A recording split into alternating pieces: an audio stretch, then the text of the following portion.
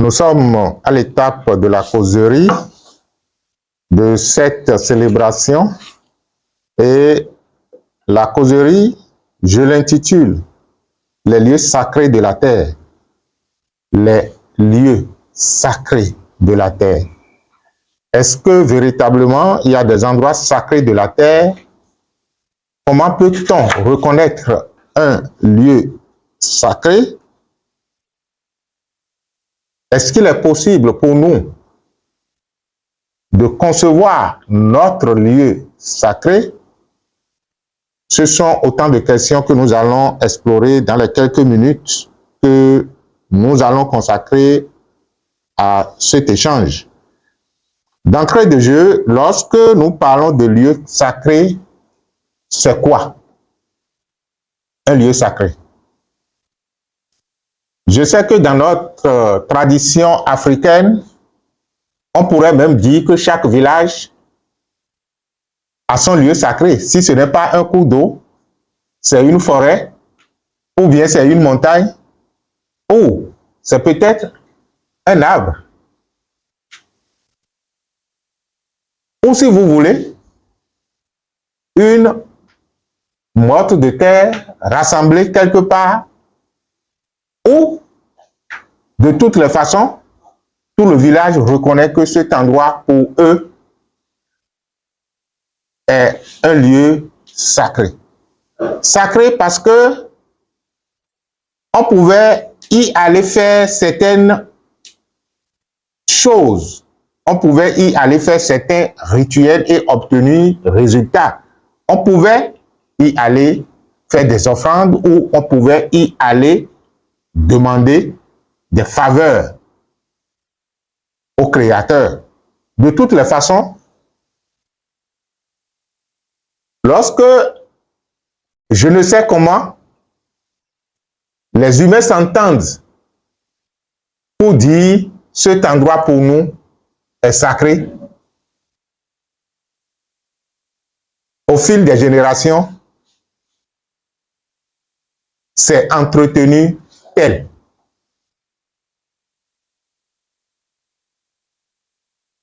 C'est vrai que dans la répartition de l'énergie cosmique, et ça, c'est une réalité dont il faut tenir compte lorsque on veut parler de lieux sacrés, dans la répartition de l'énergie cosmique, il y a des endroits de l'univers dont la Terre fait partie, donc des endroits également de la Terre où la fréquence énergétique est forte. De telle sorte que, par expérience, avant même que la science ne vienne donc confirmer à travers des expériences de mesure, par expérience ou par observation naturelle, les gens ont constaté que quand nous venons à cet endroit, on vit autrement. Il y a des endroits de la Terre, lorsque vous allez vous présenter à ces endroits, peut-être que vous étiez stressé, vous allez constater que le stress, le niveau de stress descend. Vous allez constater que vous commencez par retrouver une certaine sérénité et une certaine paix en vous. Donc, même si personne ne vous dit quoi que ce soit, et que par votre propre expérience, en allant à ces endroits, vous ressentez une paix intérieure, vous pourriez dire, ah, attention, il y a quelque chose ici qui est différent. Et c'est ainsi que, lorsque plusieurs personnes viennent à ces lieux et confirment encore et encore que ici semble être différent de où j'habite ou de où je fréquente, puisque les êtres humains sont toujours à la recherche du bonheur et de la paix intérieure, beaucoup de personnes commencent donc par fréquenter ces lieux. Et progressivement, ça devient un lieu où je peux venir prier, je peux venir méditer, je peux venir demander des faveurs à la nature.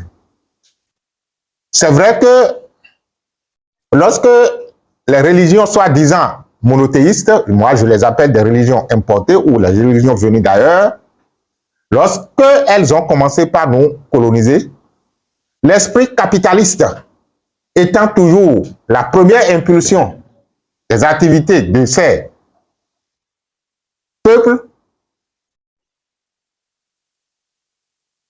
tout un commerce a été organisé autour donc d'un certain nombre de sites. Je ne veux pas citer pour qu'on puisse dire non, il a cité tant et il n'a pas donné ci, il n'a pas donné ça. Vous savez déjà de quoi je parle. On pouvait alors organiser des pèlerinages massivement pour dire nous irons au lieu saint de, à la sainte place de. Des commerces se sont développés autour. Il n'y a rien de grave parce que lorsque les êtres humains fréquentent un endroit, il faut que les besoins liés à leur existence soient satisfaits. Et pour satisfaire ces besoins, il faut naturellement développer donc des activités commerciales. Et si, entre-temps, en allant là-bas, je constate qu'il y a quelque chose de bien qui coûte relativement moins cher là-bas, et lorsque je le ramène chez moi, que ça va coûter encore plus cher, qui est con? Je fais en même temps un coup, deux coups. C'est-à-dire que je suis en train d'adorer Dieu en même temps que je suis en train de remplir ma poche. Dieu n'a jamais été contre. Donc, il y en a de multitudes. Maintenant, lorsque nous enlevons l'aspect commercial, qu'est-ce que ces lieux sont véritablement? Est-ce que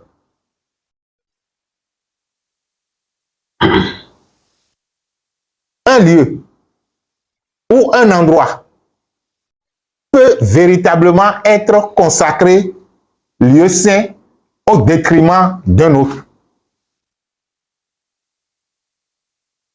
C'est vrai que lorsque vous rentrez dans une église, encore une église d'une fréquence vibratoire satisfaisante et assez élevée, je ne parle pas des églises dans lesquelles on crie ou on pleure, parce que ce qu'on oublie, la fréquence vibratoire d'un endroit dépend de ce que vous faites à cet endroit-là. Donc, un lieu soi-disant saint ou sacré peut, au fil des générations, être également corrompu. C'est pourquoi, dans notre tradition à nous, lorsque un lieu ou un endroit est déclaré sacré ou on vient faire certaines choses spécifiques, on en interdisait d'autres. Vous savez bien de quoi je parle, pour que je ne développe pas trop. Alors, lorsque vous rentrez dans une église et que vous sortez de l'église et que vous allez dans une boîte, même si personne ne vous dit quoi que ce soit, vous allez constater que les fréquences vibratoires ne sont pas les mêmes. Je ne vous dis pas de fréquenter les églises, de ne pas fréquenter les boîtes. Chacun sait ce qu'il va chercher à tel ou tel endroit. Il nous arrive, nous aussi, d'aller dans des boîtes pour voir ce qui se passe. Sinon, vous ne pourrez pas en parler. Donc, lorsque vous rentrez dans une église, vous allez constater qu'il y a une certaine sérénité, une certaine tendance à la paix. Mais que la boîte soit animée ou pas, mettez votre pied dedans et essayez de ressentir. Vous allez constater que ça dégage le bruit que l'on y fait quotidiennement. Ça dégage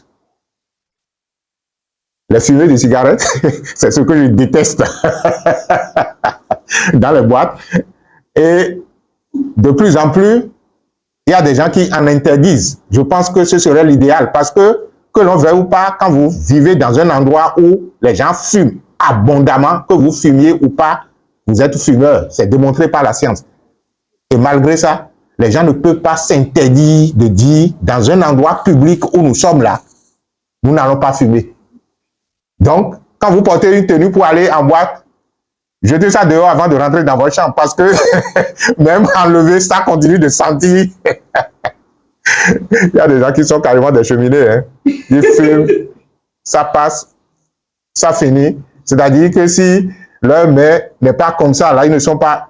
Aussitôt fini, on jette là, on allume une autre. En fait, chacun a ses vices. Hein. Mais lorsque le vice que vous développez ralentit drastiquement votre durée de vie, vous devez comprendre que vous ne vous appartenez plus. La plupart des gens ne s'appartiennent plus. Ce n'est pas là le thème. Peut-être qu'on va y revenir pour peut-être leur permettre de comprendre que ce n'est pas eux qui fument. Le jour où ils comprendront ça, peut-être ils vont arrêter. Donc, un endroit porte l'empreinte de ce qu'on y fait, de ce qu'on y dit, de telle sorte que les lieux qui sont déclarés sacrés peuvent progressivement perdre aussi leur fréquence vibratoire lorsque des activités de contre-nature s'y développent. Si vous comprenez ce que nous sommes en train de dire, en parlant donc de lieux sacrés, la nature favorise certains endroits qu'on peut donc amplifier. C'est aussi vrai que les êtres humains peuvent s'entendre en accordant leur croyance à tel ou tel lieu comme étant sacré. Bien entendu que certains rituels de consécration ont eu lieu entre-temps, que peut-être nous n'avons pas maîtrisé parce que nous ne sommes pas de cette génération qui a consacré les lieux. Mais c'est quoi un lieu saint? C'est quoi le véritable endroit sacré? Nous allons emprunter une partie de la prière Notre Père et cela pourrait nous permettre, ça doit être la toute première même partie, non? Notre Père qui est aux cieux, que ton nom soit sanctifié.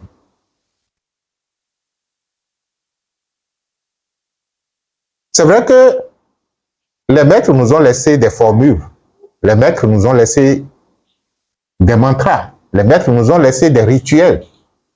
Encore que le véritable rituel, le véritable exercice, la véritable méditation, chaque étudiant spirituel devrait parvenir à en concevoir la sienne.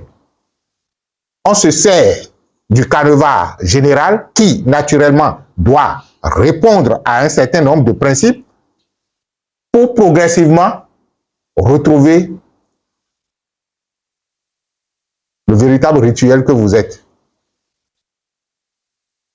Donc, lorsque je prends cette prière qui est quotidiennement récitée, sans véritablement comprendre le sens, parce que si le sens était véritablement compris, la récitation ou la prière donnerait un autre sens.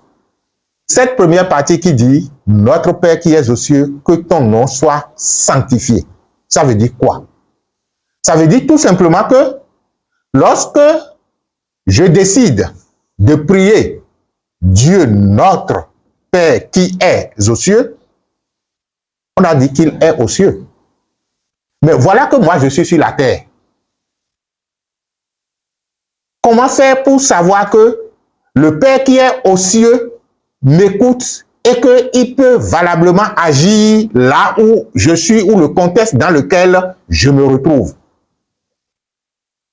C'est le déclencheur. C'est pourquoi le début de la prière est « Notre Père qui es aux cieux, que ton nom soit sanctifié ». C'est vrai que tout le monde dit que le nom de Dieu est saint, il ne faut pas faire ci, il ne faut pas prononcer, il ne faut pas faire ça. Et c'est pourquoi il est difficile de lui donner un nom. Chaque être parvient à trouver le nom de Dieu qui correspond à la fréquence vibratoire qu'il peut drainer. Et je vous assure qu'aucun maître ne prononcera le nom de Dieu que lui, il représente en tant qu'entité spirituelle.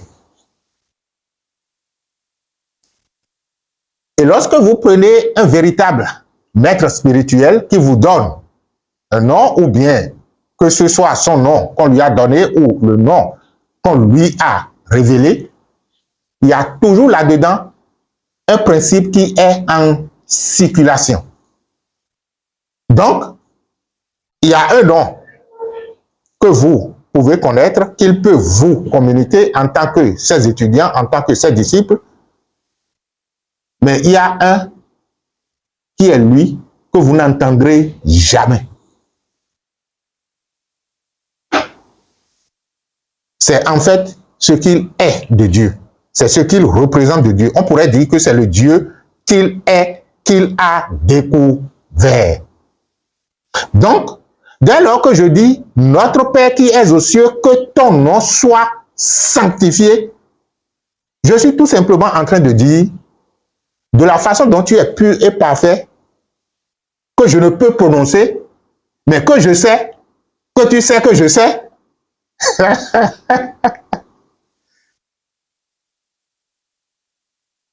Soit alors ce lieu. On parle de la sainteté de Dieu, qui en même temps rime avec ce qu'on appelle l'omniprésence de Dieu.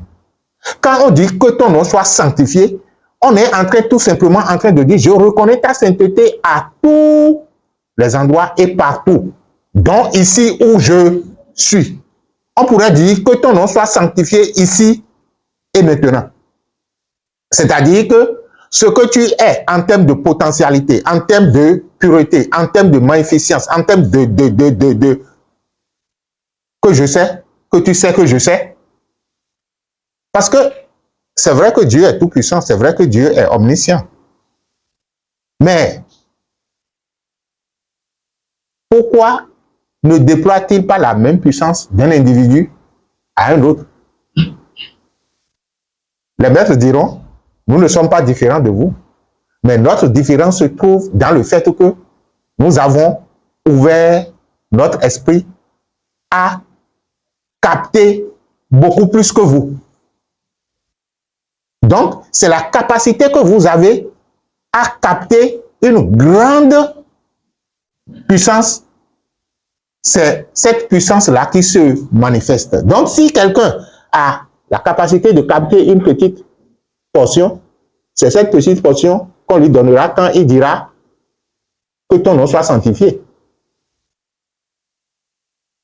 La seule chose à faire, c'est d'ouvrir son esprit pour dire ce que je ne peux pas concevoir est en train de se dérouler ici, et c'est en cela que vous pourriez concevoir une petite partie, ou du moins vous aurez un aperçu d'une petite partie de la grande quantité ayant, ou du moins se déroulant ici et maintenant. Lorsque tous ici, nous sommes là maintenant en train de participer à une célébration, il n'est pas évident que nous la vivions de la même façon. Il y a des gens qui sont ici, leur corps, mais leur esprit est ailleurs. Et c'est après qu'ils disent, ah, on est déjà à quelle étape de la célébration? Ce n'est pas la même chose que celui qui est en train de vivre la célébration d'instant en instant. Donc, un lieu est rendu saint ou sacré par qui? Par vous.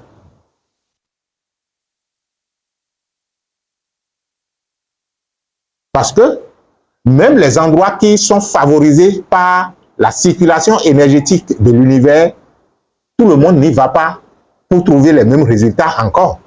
Cela veut dire qu'il y a un effet de conscience en arrière-plan qui détermine ce que j'obtiens, ce que nous obtenons.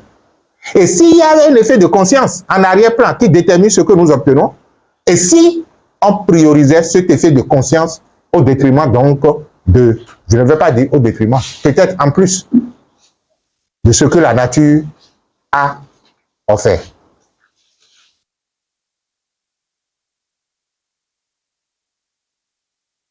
Alors, comment pouvons-nous concevoir notre lieu sacré? Vous savez, la tradition africaine a ses exploits.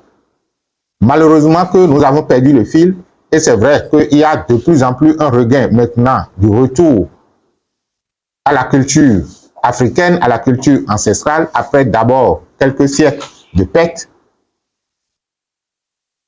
Mais est-ce que nous avons encore les vraies personnes ou les vrais connaisseurs pour nous livrer maintenant la vraie connaissance? C'est là où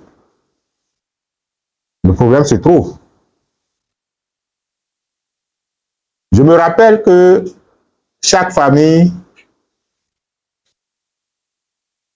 peut-être, a son lieu sacré. Ou à défaut, il y a quand même quelque part dans la maison où on pouvait y aller verser l'eau et je ne sais quoi d'autre encore. Cela veut dire qu'à cet endroit spécifique, des rituels ont été faits, des consécrations ont été faites. Et surtout, lorsque cela est maintenu dans la durée, vous finirez par faire de ce lieu un lieu saint ou un lieu sacré. Les saints, ce ne sont pas nécessairement des êtres humains qui ont transcendé de ce monde dont on a dit qu'ils ont fait du bien. Les saints, c'est aussi les entités spirituelles. C'est en fait tout ce qui vous permet d'élever votre conscience et de percevoir la vie et la lumière en toutes choses. Donc, lorsque j'ai ma maison et que je décide donc de consacrer un endroit à mes méditations, il suffisait tout simplement que je puisse y opérer certains rituels de consécration ou bien même le simple fait de me retrouver toujours là, à des heures spécifiques, pendant de longues durées, dans le temps, je commence donc par installer une fréquence vibratoire à cet endroit-là. En temps normal, je me rappelle qu'il y a des chambres, des vieux dans lesquelles on n'y entre pas comme ça. Et quand bien même, il n'est pas là, et qu'on lui dit que tel ou tel enfant est en train de faire la température ou de ci ou de ça, à défaut de pouvoir se retourner, il dira, allez prendre la clé et faites-le coucher dans telle chambre. Parce qu'il sait que là, au moins, l'enfant se trouve en sécurité spirituelle. La consécration ou bien la conception, je voudrais dire, d'un lieu saint ou d'un lieu sacré, c'est en fait décider qu'il en soit ainsi et faire le travail nécessaire. Vous allez me dire, bon, quel est le rituel qu'il faut faire pour consacrer? Bon, inventez. Si vous ne savez rien, prenez le credo de la vie que vous allez réciter à cet endroit tout le temps. Récitez la formule de l'innocence à cet endroit tout le temps. Et faites-le jusqu'au moment où vous demandez à votre maître intérieur qu'est-ce que vous pourriez faire. Parce que de toutes les façons, même si on vous donne un canevas, il y aura des choses qui seront spécifiques à vous. Et lorsque vous prenez par exemple notre salle de thérapie, c'est ce qu'on y a fait. On a travaillé là-dedans pendant de longs moments. Et à un moment donné, on a dit, est-ce que c'est bon? Je me rappelle qu'à un moment donné, les maîtres nous disaient, qu'est-ce que vous recherchez encore? Vous voulez mettre encore plus de sel dans la sauce qui est déjà bonne? Et on a dit, ok, d'accord, maintenant là, on a entendu. On voulait juste savoir que c'est déjà bon. Et là encore, si périodiquement, on ne reprend pas le fait qu'on reçoit des gens là tout le temps, ou on est en train de faire des travaux là-dedans tout le temps, on reçoit de temps en temps des instructions comme quoi il faut encore nettoyer la salle. Ou augmenter la fréquence vibratoire. Parce que, en fait, les défis que nous rencontrons dans l'existence, si aujourd'hui vous êtes à un niveau donné qui vous a permis donc de relever ce défi, demain, si un défi beaucoup plus grand se présente à vous et que vous restez au même niveau, le défi vous emporte. Donc, c'est ce que je disais hier à une dame que je recevais en ligne. En fait, le problème, ce n'est pas les problèmes. Hein. Le problème, c'est justement quel est le plus que je suis prêt à acquérir? Quel est, disons, le pic que je voudrais encore aborder du point de vue de ma conscience? Parce que vous allez constater que les problèmes par eux-mêmes, là, quand ils sont là, ils ne bougent même pas. C'est-à-dire qu'un problème qui est venu demeure toujours ce problème-là, jusqu'à ce que vous le transformiez. Mais pour le transformer, il faut aller au-dessus, le percevoir du plus haut pour dire maintenant, ah oui, là, maintenant, je te vois. Je te vois. Comme je te vois maintenant, là, on peut régler. Et je disais à la dame qui dit que, bon, il a tel problème et que toutes les fois qu'elle s'en rappelle, elle est frustrée et tout le reste. Je dis, bon, je prends le contexte où, par exemple, vous vous levez le matin, vous quittez chez vous, vous rencontrez un enfant qui vous dit, bonjour maman ou bien bonjour tata. Aujourd'hui, je ne vais pas te donner mon bonbon, hein. Ça va vous faire quoi? Aucun effet. Parce que, justement, qu'il vous donne son bonbon ou qu'il ne vous donne pas son bonbon, ça n'a pas d'impact sur votre vie. Mais si, entre-temps, vous étiez du même âge que lui et qu'il disait, je ne te donne pas ce bonbon, alors que c'est de ce bonbon que dépend votre bonheur, vous allez pleurer, vous allez vous mettre dans un autre état. Donc, un problème qui se présente à moi dit, aujourd'hui, je ne te donne pas du bonbon. Je suis libre maintenant de comprendre que, avec ou sans son bonbon, je suis en paix. Et c'est quand je saurai que, avec ou sans son bonbon, je suis en paix, que je pourrais maintenant imaginer d'autres alternatives. Parce que ce qui est en train de se passer devant moi est une possibilité parmi les infinies possibilités que j'ai matérialisées. Mais ce n'est pas parce que j'ai matérialisé une seule possibilité que toutes les autres possibilités disparaissent. Mais nous nous comportons comme ça. Parce qu'une situation que j'ai, que je n'arrive pas à régler, est une possibilité manifestée. Je suis parfaitement d'accord. Mais comment se fait-il que, puisque je ne suis pas arrivé à le régler, je vais m'empêcher d'en créer d'autres? C'est là où le sens du pardon intervient. Parce que, ah, ok, d'accord, je t'ai créé, mais puisque tu ne m'empêches pas de vivre, sois là et je continue de vivre. Puisque je peux créer d'autres. Et puisque vous êtes en train, c'est-à-dire quand vous comprenez ça et que vous commencez par créer d'autres là, ce qui est là ne mérite plus votre attention et ça commence donc par mourir dans son processus naturel. Revenons donc au lieu sacré. Cela voudra donc dire que un lieu sacré doit être en train d'être énergétisé à chaque instant pour que les défis d'hier qu'il avait relevés, non, ce n'est pas ça, pour que de la même façon qu'il avait relevé les défis d'hier, qu'il puisse être en mesure de relever les défis d'aujourd'hui. Les défis d'aujourd'hui qui, naturellement, semblent être beaucoup plus costauds parce que ma conscience, entre-temps, avait déjà fait un pic pour régler hier. Aujourd'hui, soit j'évolue encore pour régler ce qui est devant moi. C'est ce qui fait qu'aujourd'hui, vous pensez aller visiter des lieux sacrés, mais en fait, hier c'était sacré. Mais aujourd'hui, face au défi de l'heure là, est-ce que c'est toujours sacré pour vous? Quelle est la certitude que vous avez que l'énergie qui était installée est en train d'être véritablement remuée, est en train de subir une évolution d'elle-même? C'est en fait notre mal en Afrique.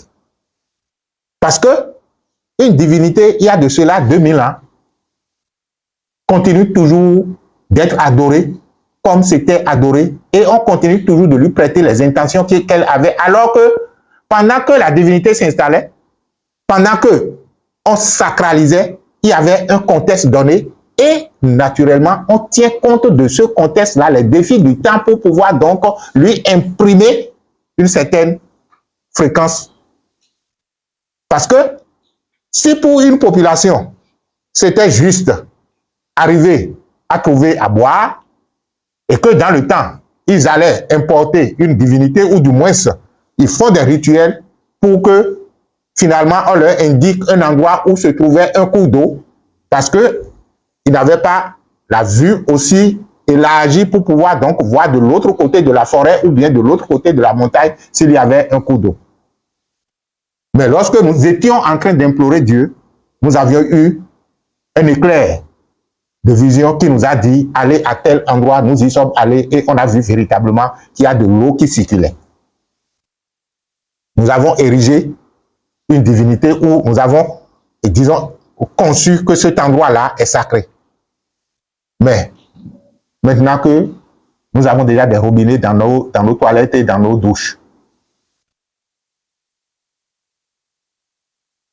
qu'est-ce qu'il fallait, comment il fallait convertir pour que la satisfaction qu'on avait eue dans le temps, qui aujourd'hui n'est plus un problème, ne soit pas toujours figée et que cela soit en mesure maintenant de nous permettre d'avoir l'Internet. C'est une façon de parler.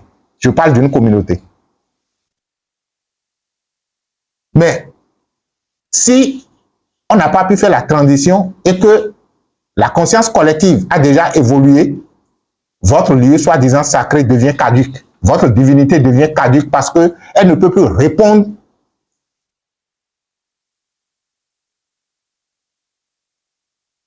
il fallait comprendre qu'en même temps que la conscience humaine est en train d'évoluer, les divinités ou les endroits sacrés doivent également évoluer.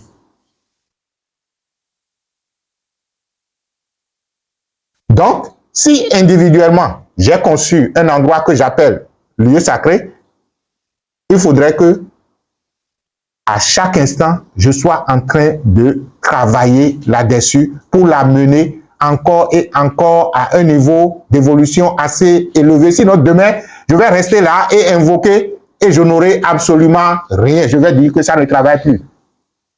Non, ce n'est pas que ça ne travaille pas. C'est rester figé au niveau où on l'avait mis. Et les choses ont évolué plus que lui. Donc, avis à ceux qui, aux communautés qui ont des endroits dits sacrés, allez vérifier si c'est toujours sacré. Si, entre-temps, l'évolution du monde n'a pas déjà dépassé votre niveau de consécration ou de sacralisation de cet endroit-là. Il en est de même de ce que vous faites généralement chez vous. Les endroits que nous avons consacrés, il faut être en train toujours de remuer cela. Encore et encore, encore et encore. Entre-temps, c'est ce qui fait que, de façon périodique, on devrait donc tuer un cabri pour le fétiche. Parce que ça permet donc de raviver encore la force. Mais au-delà du fait que ça permet de raviver la force, il faut revoir la conception. Il faut revoir le niveau, c'est-à-dire la perception que l'on doit donner justement. C'est-à-dire que quel est son mode d'action? Quelle est sa couverture? Son champ d'action, voilà. Jusqu'à quel niveau il ou elle doit pouvoir donc agir. Pour les étudiants de la 3e initiation de l'école du Paramahansa, quand vous venez à ce niveau, il y a... qu'on vous demande de créer un génie.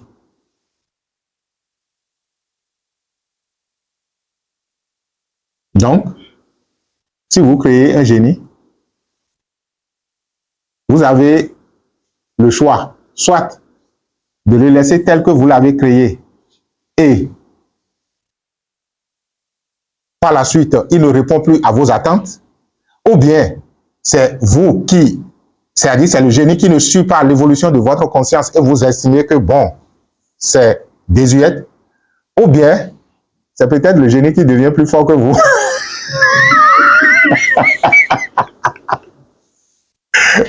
Parce que si vous créez un génie à qui vous avez donné du pouvoir, et que par la suite vous ne faites plus rien sur vous-même, le génie devient plus fort que vous, ça devient dangereux. Hein? C'est des choses qui arrivent. On ne sait pas, avant même que les dégâts ne commencent. C'est en fait pour nous dire tout simplement que il est possible hein, pour nous en tant qu'être de donner crédit à telle ou telle chose. Et puisque c'est nous qui sommes la vérité, nous passons une parcelle de notre vérité aux choses, ou aux endroits, ou aux lieux. Et c'est cette vérité que nous leur avons passée, que nous venons exploiter après. En fait, c'est bon, puisque ça consiste donc à travailler aujourd'hui et à en jouir demain pendant que je n'ai plus la possibilité de travailler. C'est pourquoi, pendant des périodes de paix, il faut faire ces choses-là. Pour que, quand des situations difficiles arrivent, je puisse aller tout au moins m'asseoir là pour dire, ah, les énergies que j'avais mises ici de par le passé là, je suis venu maintenant, aidez-moi. En sachant bien sûr que c'est des serviteurs que nous avons créés pour ne pas finalement être un esclave de notre serviteur.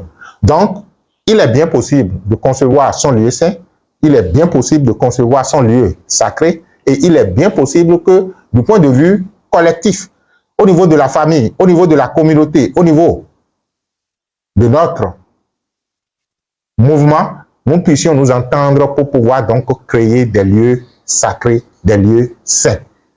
La responsabilité, ou du moins la liberté, nous est donnée de le faire. Et chacun devrait commencer d'abord par lui-même, sa propre maison.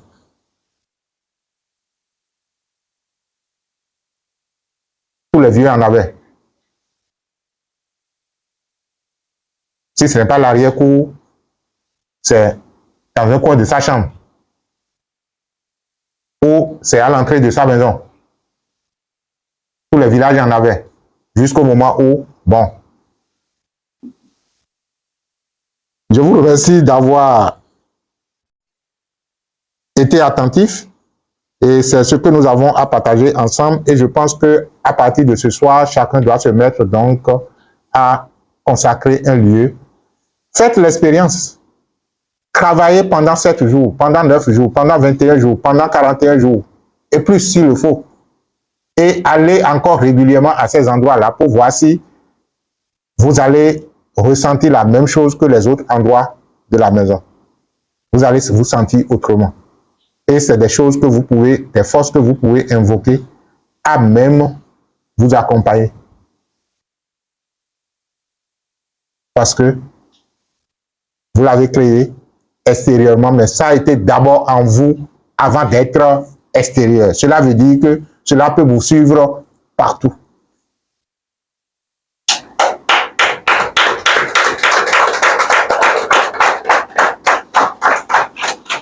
Merci à vous et que la lumière soit nous.